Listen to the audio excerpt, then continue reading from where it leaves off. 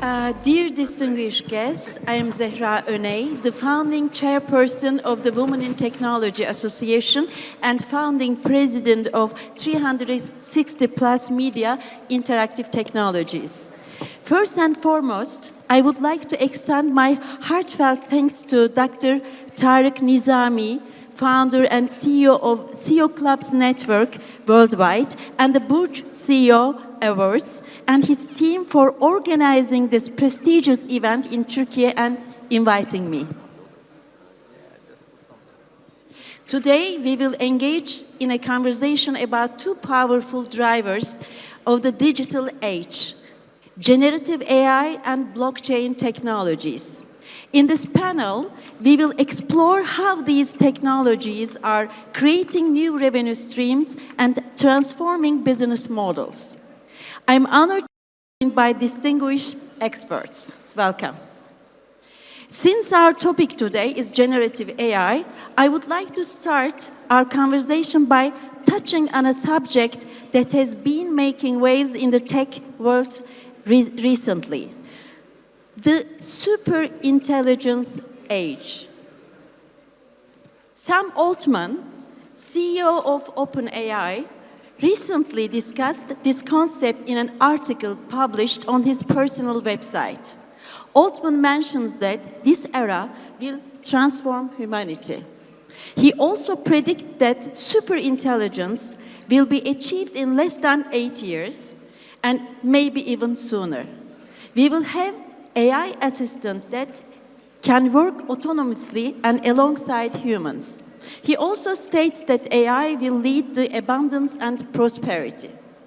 Based on these statements, we can say that a revolution is coming that will change the future of technology. After briefly touching on these new and exciting concepts, I would like to return to our panelists for the main topic. Let's start our sessions with our distinguished panelists. I would like to start first, Mr. Sabir Salim. Mr. Salim, how can businesses harness the potential of generative AI to create innovative and industry-specific solutions, and what successful examples can we highlight? Thank you. AI is a buzzword. Any event, any panel discussion, any tech forums, you will listen AI, AI. Even like last two panel discussions, you have heard the term AI. So we cannot see anything without AI. And we are in an era, you take anything, whether it's a business, whether it's industry, healthcare, you will see some use cases over AI. Generative AI is a subset of artificial intelligence, right? And it became more popular after the emergence of ChatGPT, right? After getting ChatGPT into the world, after introducing it to the world, everybody started hearing the term generative AI, even though it's like available from 1970s, but it became most popular in the last 4 or 5 years. There are a lot of researchers happening, or majority of the startup investments is going on generative AI. You can say 50% of startup investments are going to generative AI. A dollar spent on AI will return like $4 plus into the global economy as per our IDC study. The most matured use case on generative AI is on chatbots these days, right? Whether it can be a utility segment, whether it can be a fintech, banking. So it is really automating the customer experience. So I based out of UAE. So Diva, one of the utility companies in UAE, they have implemented generative AI-powered chatbots, which increase the customer experience incredibly. I don't want to talk about the technology behind it, but for a common man, it's a 24/7. They don't need to wait on a queue, press 1, 2, 3, 4 buttons. No. So you directly have the answers based on the trained models, what they have. Beyond the chatbots, there are a lot of researches happening on healthcare, fintech, entertainment, manufacturing. So a simple example on healthcare, we can say if there is a patient on a coma, It can be monitored using a generative AI tool. It can be like a VLM, virtual language model. So it can monitor the changes over the phases or any expressional change, which there is no a nurse need to be 24/7 monitoring that patient. Just an example. So there are use cases all over on generative AI. But it's a still evolving technology. We will see every day new researchers, new products, everything new coming up on this. Actually, it's very important to coming the new services and products. I would like to ask the second question, Mr. Farsh from San Francisco, and so excited. How does blockchain fit into business models for us? Well, you know, I think when most people speak about blockchain, they think about crypto and the financial aspect of it. I mean, why not? It's sexy. I like sexy technology. And that kind of scares people off a little bit. But really, the technology that's behind blockchain, that actually how it works, is brilliant. Now, if you look at the blockchain and how it goes, we have to look at the Web 2 going to Web 3. But I'd like to go a little further back. I mean, I'm probably aging myself by talking about, if you want to call it Web 1. What was here before Web 2? What actually became Web 2 Internet as we know it today? We all aware Web 2, actually. Yeah, right? Web 3 is new. Web 3 is blockchain. Is blockchain, yeah, that is the key thing. Now, there was a Web 1, if you want to think about it. It was called DARPANET. It was developed by U.S. military for military communications. Yeah. I'm old enough to remember when I was a teenager when DARPANET became available to people, and you had to put maybe 2 pages of DOS instructions and coding just to go to what, I don't even want to call it a site. It wasn't a site, it was really a directory. And you hoped there was something in it.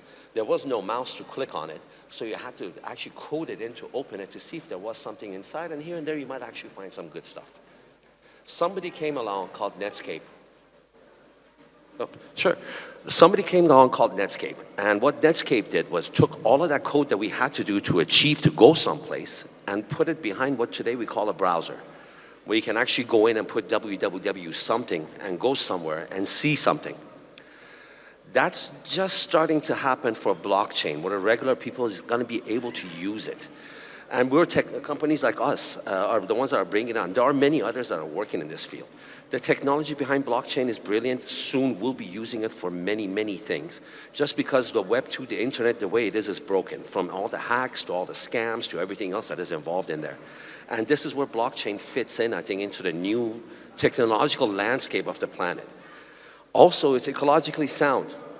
I don't know if you noticed the last month or so, they're talking about the 3 big companies, both AWS, Google, and Microsoft, buying nuclear power plants to power their data centers. Blockchain doesn't need that. We use existing capacity that is out there, because those are the nodes, right? That's what drives blockchain. That's how you call mining of a Bitcoin. So I think blockchain fits into the future. It is the way of the future. It's not going to be scary. Originally, internet was scary to everybody like my parents until Netscape came and made it usable for my mom and dad, and we'll make it usable for the next generation.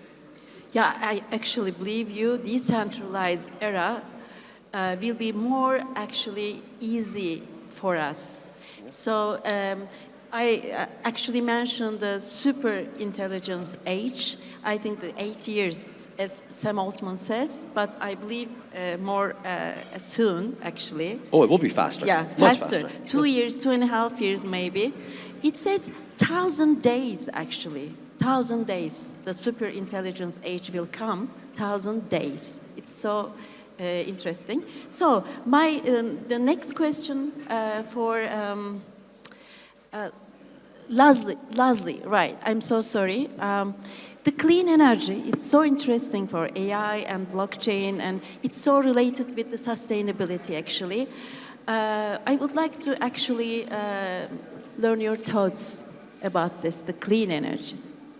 Thank you so much. First of all, I am delighted to be here in beautiful Istanbul, also from Silicon Valley. We are a San Jose-based company, and I'd like to thank Tariq for his hospitality. This is my probably 8th or 10th event with him, and it's always wonderful to meet with the global CEOs, and I'm particularly excited about meeting with local CEOs, Turkish CEOs here. This is a perfect segue to what we do when we talk about energy. People begin to realize that AI does not exist in just thin air.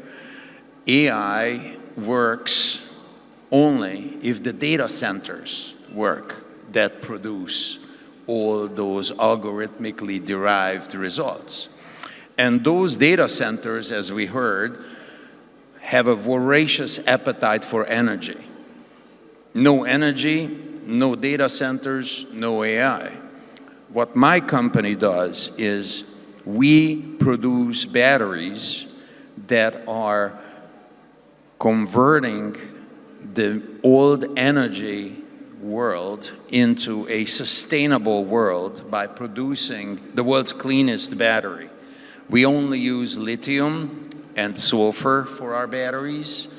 It produces twice the energy density at half the weight, and it's fully circular economy. We produce it in San Jose, California, the capital of Silicon Valley. Our valuation, we consider ourselves a startup. It's about $1.6 billion. We raised about $500 million, and we just acquired our first gigafactory in Nevada.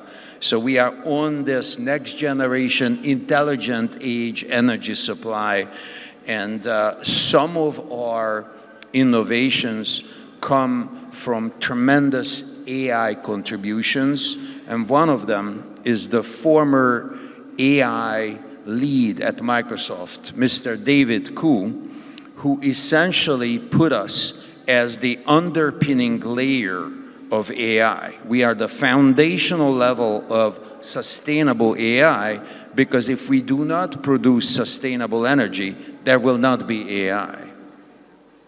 Thank you so much. Very, very important, actually, information for us. Mr. Erdem, what is the status of investment in the field of blockchain and artificial intelligence and energy in recent years? Thank you very much for question. Hello, everyone. First of all, I would like to thank you to spend your time here to listen us. Maybe we are the last speakers as a natural human. Maybe 10 years later, you will moderate. One of the speakers will be AI robot. Not 10 years, maybe 1-2 years, actually. Maybe it will be easier after that. This AI speaker maybe predict your questions, and then he can answer easily to you. Yes, AI and blockchain influence of all our life things. But in recent years, I would like to talk about investments of AI and blockchain. Both blockchain and artificial intelligence attracted significant investment from all over the world. These investments have varied across industries and different geographies. For example, 2021, blockchain funding was about to $25 billion. Generally, actually, every day we are using many live applications. We are paying something, we are using some social media, and if we work, we are using supply chain applications, and also maybe you are investor of cryptocurrencies or also non-fungible tokens. Geographically, the United States and Europe have led blockchain and AI investments, but in last years there has been a significant, notable increase in Asia, especially in Singapore and South Korea. When we talk about the AI side, about the investments, AI, maybe you are hearing AI things every day. AI investments have accelerated rapidly, and AI became one of the most transformative technologies of the last decade. For example, 2022, AI investments reach $136 billion. For example, this desk, after in 1 year, maybe 2 years, we will create Mr. Cüneyt Hasan avatar, and he has huge fan club, and their fans will ask Cüneyt Hasan AI robot to all questions. We will learn the AI avatar everything about Cüneyt Hasan, and at the same time they will maybe talk 100 people all over the world.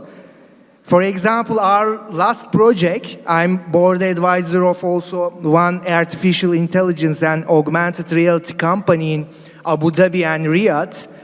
Now we are talking with Real Madrid, Barcelona, and Paris Saint-Germain to creating all players' avatar and avatar of the coach, because after the match, the supporters of the clubs would like to ask the footballers and coach, why didn't you pass the other player?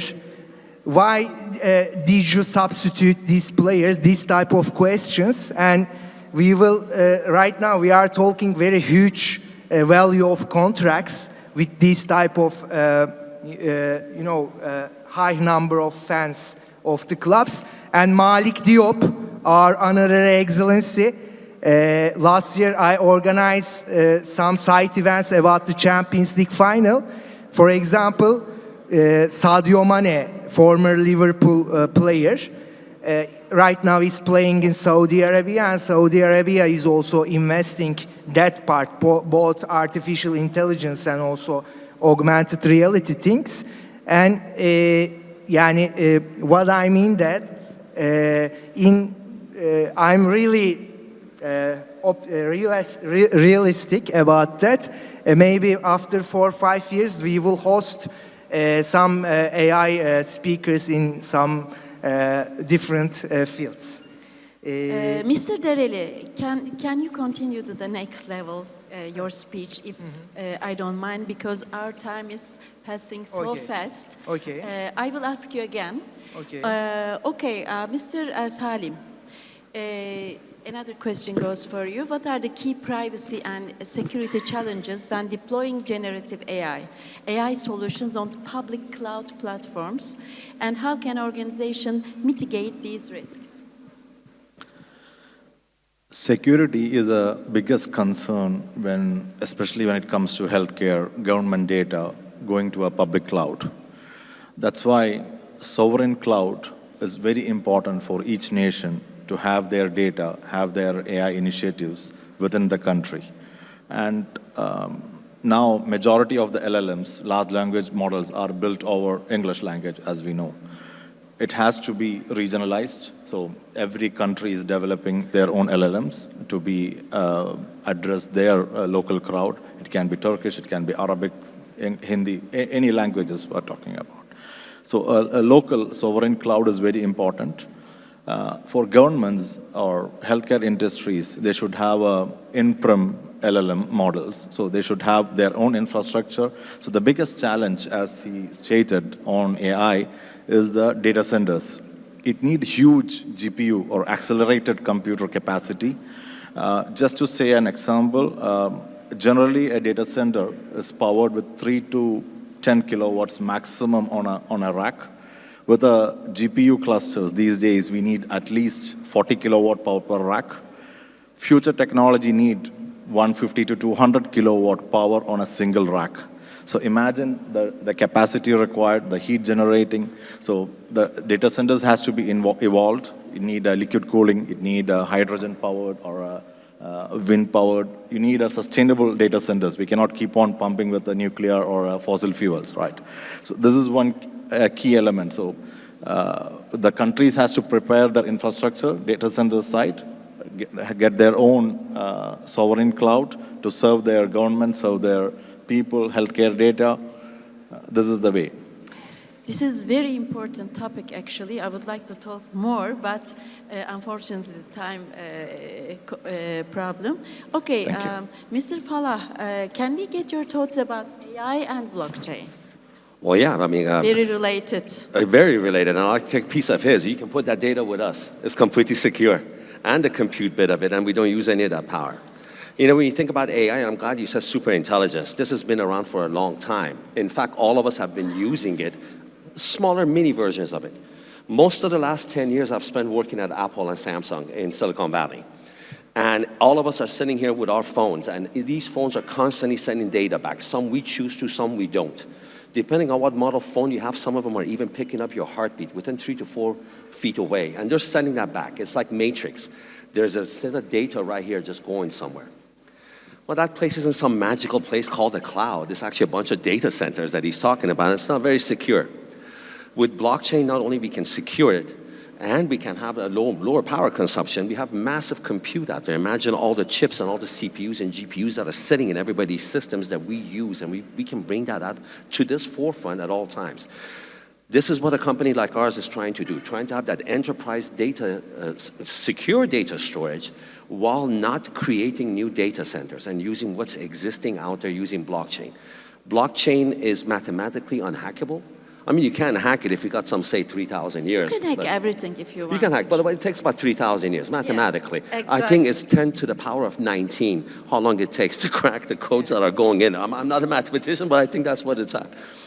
So, you know, there isn't a magical place that the AI feeds on. It feeds on this data that we're all sending up every day, all day long. So, you know, I think we could all kind of benefit from what's coming. Thank you very much. Very important, actually, information. Okay, actually, our time is finished, but maybe just last words, Mr. Dereli, and your last verse. I will give the last verse to you. Mr. Dereli, please. Thank you.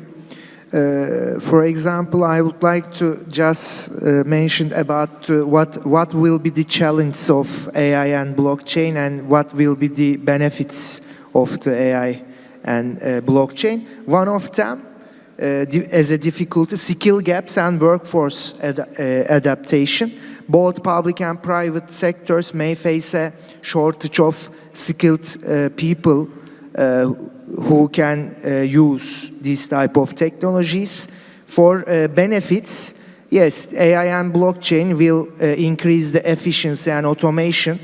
AI can manage all our routine tasks, data entry and processing and analysis activities, and that will also contribute to transparency and security in, for example, taxation, land registration, intellectual property, maybe in voting also. Thank you so much. Please, yours. If I need to summarize my thoughts about how AI and my corporation, Lighten, underpins the data centers, if I need to sum it up in one word, that word is acceleration. The phones connecting to each other and connecting to mesh networks. I would offer you one thought, a next generation acceleration when the data processing happens in space. We all know about cloud servers. Now imagine putting the cloud servers in the clouds and having that level of connectivity all over the planet. And that's what we are looking forward to in this incredible, very creative, intelligent age that we live in. Thank you so much. It's a super intelligence era, as I told you. And thank you all for sharing your valuable thoughts, actually. It was a very important panel. Thank you so much. It has truly been a pleasure to be here for all of us with you today. We explored the solutions that generative AI and blockchain can bring, especially in business world, and we received valuable insights. I wish you all a wonderful day for the rest of the program. Thank you so much.